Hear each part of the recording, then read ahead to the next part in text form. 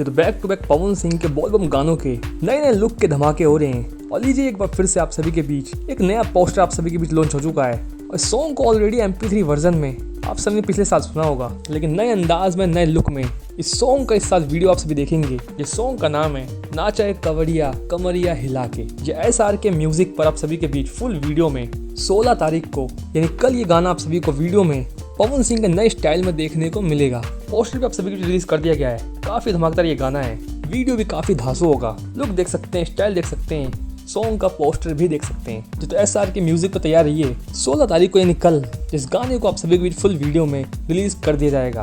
बस आप सभी फैंस को बता दें, अपने अंदर के एक्साइटमेंट को खत्म मत होने दीजिएगा, क्योंकि सॉन्ग का जो वीडियो है काफी धांसू है और काफी डिफरेंट लेवल पे इस गाने को शूट किया गया है, जब सभी को हिला कर रख देगा।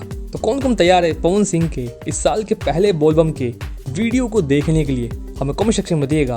क्योंकि एंट्री इस तरह से हो रही है जिससे बिहार हिल जाएगा, झारखंड भी फैन हो जाएगा। कौन कौन वेट कर रहा है कल का, कमेंट सेक्शन में बताइएगा। और क्या लगता है आप सभी को वीडियो 1 डे में कितने मिलियंस को अचीव करेगा, 3, 5 या फिर 7 मिलियन? कमेंट सेक्शन में बताइएगा। उस तरह की वीडियोस को मिलते हैं आप सब नेक्स्ट वीडियो में। फिलहाल के लिए धन्यवाद।